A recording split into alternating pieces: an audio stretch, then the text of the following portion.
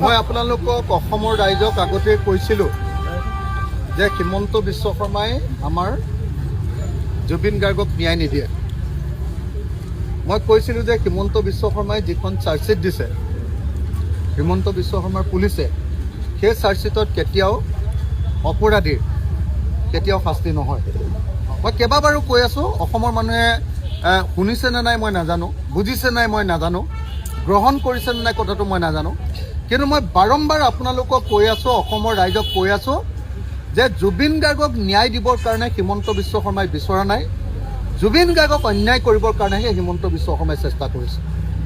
সেইকাৰণে আপোনালোকে নিশ্চয় দেখিছে যে কেইদিনমানৰ আগতে সিদ্ধাৰ্থ শৰ্মাৰ যি আপোনাৰ পানীৰ ফেক্টৰী আছিলে, সেই একুৱা ফেক্টৰীটো খুলি দিলে। এইবাৰ আপোনালোকে নিশ্চয় দেখিলে যে আকৌ এতিয়া শ্যামকানু মহন্তৰ যিমানবিলাক একাউণ্ট আছিলে, যিবিলাক চিল কৰা হৈছিলে, সেইবিলাক চব খুলি দিলে।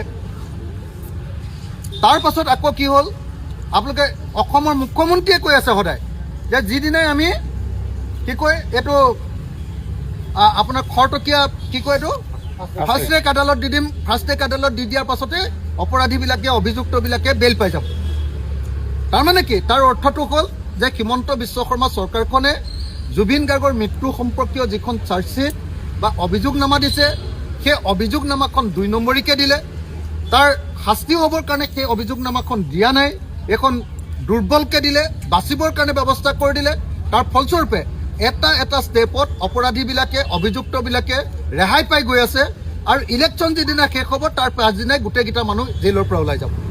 অকল হিমন্ত বিশ্ব শৰ্মাই ৰিকুৱেষ্ট কৰি, অনুৰোধ কৰি আৰু ভয় দেখুৱাই শ্যামকানু মহন্তহঁতক যেনে তেনে এতিয়ালৈকে জেইলত ৰখাই থৈছে। যিদিনাই ইলেকশ্যন অসমৰ শেষ হ'ব সেইদিনাই শ্যামকানুহঁতে আমাৰ সন্মুখেদি ঘূৰি ফুৰিব, আৰু হয়তো এনেকুৱাও হ'ব পাৰে যে বিজেপিৰ পৰা ইলেকশ্যনো খেলিবগৈ।